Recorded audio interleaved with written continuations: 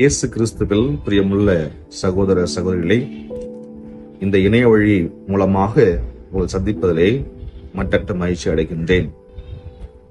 இந்த வாரமானது பொதுக்காலம் 12ஆம் ஞாயிறை நாம் கொண்டாடுகின்றோம். இந்த ஞாயிறை நமக்கு தமிழ் திரு அவை பொதுநிலையினுடைய ஞாயிறாக கொண்டாட நமக்கு அழைப்பு விடுத்திருக்கின்றது.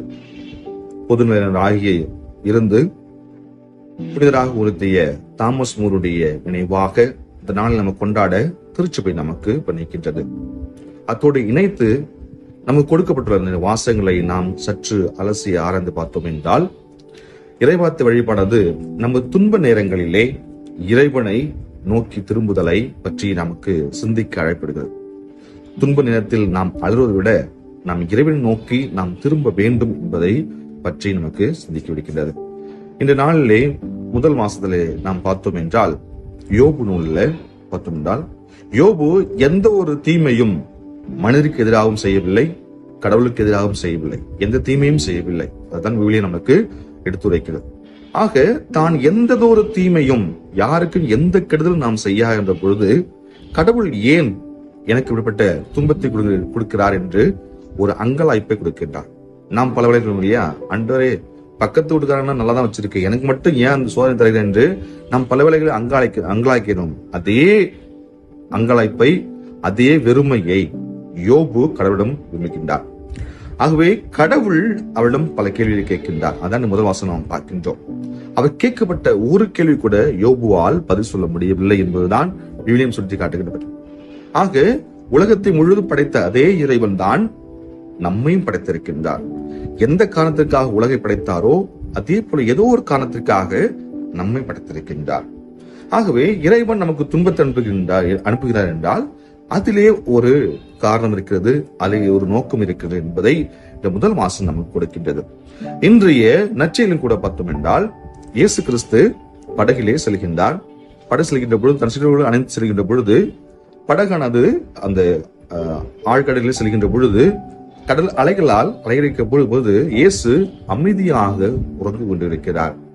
இது பார்த்தோம் என்றால், இந்த நற்செய்தி கொஞ்சம் கூர்ந்து பார்த்தோம் என்றால், அங்கிருந்த 12 சீடர்களிலே நிறைய பேருக்கு மீனவர்களாக இருந்தவர்கள்.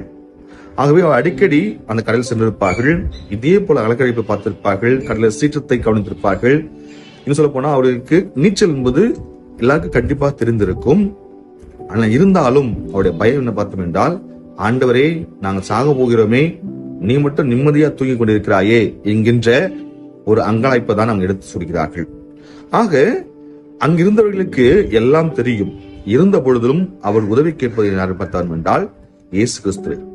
இயேசு கிறிஸ்துடைய வாழ்க்கை நாம் பார்த்தோம் என்றால், அடிப்படையிலே அவர் ஒரு தச்சருடைய மகன். ஆகவே அவருக்கு நீச்சலோ அல்லது மீன் பிடிக்க ஏதோ தொழிலோ தெரிந்திருக்க வாய்ப்பு இல்லை. பட் இருந்த போதிலும் உதவியை இறைவனிடம் தான் கேட்கிறார்கள். இயேசுவும் எழுந்து கடலை அடக்குகின்றார். ஒரு வார்த்தையால் அனைத்தும் அடங்கி போகின்றன. ஆக இங்க என்ன சொல்லப்படுகிறது பார்த்தோம் என்றால், நம் வாழ்க்கையும் சரி, நம்ம துன்பத்தில் இருக்கின்ற பொழுதுதான் கடவுளை நோக்கி கடவுளை என்று நாம் நினைக்கின்றோம். நாம் இன்பமாக இருக்கும் போது, நலமா இருக்கின்ற போது கடவுளை 2ஆம் தரமாக 3ஆம் தரமாக தான் வைக்கின்றோம். சிந்தித்து பார்ப்போம். நாம் எத்தனை பேர் ஞாயிற்றுக்கிழமை திருப்பலி செல்வது என்னுடைய கடமை, அல்லது என்னுடைய பங்கு, நான் இறைவனுக்கு சென்று நான் நன்றியை செலுத்த வேண்டும், இந்த வாரம் முழுவதும் என்னை முழுமையாக பாதுகாத்திருக்கிறார், என்னை அச்சித்திருக்கின்றார், என் குடும்பத்திற்கு எல்லா ஆசிரியர் கொடுத்திருக்கார் என்று நன்றி பெற கூட சொல்லிக்கிட்டோம்? கிடையவே கிடையாது. சப்போஸ் நம்மளுக்கு தெரிஞ்சுங்க, சரி இந்த வாரம் அடுத்த வாரம் போய்க்கலாம் அப்படின்ட்டு நாட்களை கடத்துவர்களாக இருக்கின்றோம். பல பேர் திருவிழா கிறிஸ்தவர்களாகவே இருந்திருக்கிறோம். ஆனால் எப்பொழுது நம்ம குடும்பத்தில் ஒருவருக்கு நோயோ அல்லது ஏதோ விபத்துகள் நடைபெறுகின்ற என்றால் நாம் போகாத கோயில் கிடையாது. எல்லா கோயிலும் போவோம், எல்லா நேர்ச்சியிலும் செய்வோம். ஆடு வெட்டுவோம், மாடு வெட்டுவோம், கோழி வெட்டுவோம், எல்லாத்தையும் வெட்டுவோம், மெழுகு வாங்கி வைப்போம், பூசை பூசை வைப்போம்.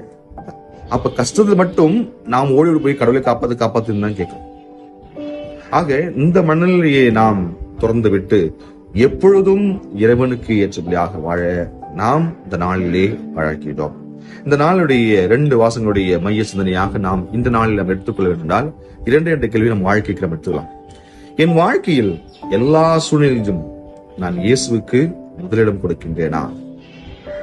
சிந்தித்து பார்ப்போம். இரண்டாவதாக, எனது துன்ப நேரங்களில் யோபுவை போல பொறுமையாக இராமல் நான் முணுமுணுத்திருக்கேன் என சிந்தித்து பார்ப்போம்.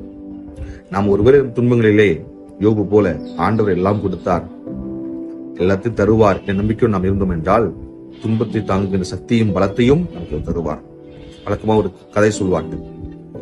ஒரு இளைஞன் இயேசுவிடம் முறையிடுகிறான், ஆண்டவரே, நான் சந்தோஷமா இருக்கும் போல என் கூட இருந்தீங்க, ஆனா நான் கஷ்டப்படுற நேரத்தை மட்டும் தூரம் போயிட்டீங்க அப்படின்னு சொன்ன. இப்ப இயேசு சொன்னாராம், நீ சந்தோஷமா இருக்கும் போது உன்னை நான் கரம் பிடித்து நான் அழைத்து சென்றேன், ஆனால் நீ கஷ்டப்படுகின்ற பொழுது உன்னை நான் தனியா விடவில்லை, உன்னை தூக்கி என் தோளில் வைத்துக் கொண்டு நான் சுமந்து சென்றேன் சொன்னாராம். இயேசு கிறிஸ்துவில் பிரியமானவர்களே, நம்மை கேட்காமல் படைத்த இறைவன் நம்முடைய அழுகுரலை அல்லது நம்முடைய கூக்குரலை கேட்காமல் நம்மை காப்பாற்ற மாட்டார் என்று அகஸ்தினார் கூறுகின்றார். ஆக நாம் நம்முடைய கூக்குரலை இறை நோக்கி எழுப்புவோம். மட்டும்தான் நமக்கு ஆறுதலையும் தர முடியும். ஆகவே இந்த சிந்தனையோடு இந்த இறை வழிபாட்டை நாம் அடியெடுத்து வைப்போம். இறைவன் நம்மையும் நம் குடும்பங்களையும் நம் உறவுகளையும் நம் நாட்டையும் நம்மையும் நிறைவாக ஆசீர்வதிப்பாராக. ஆமென்.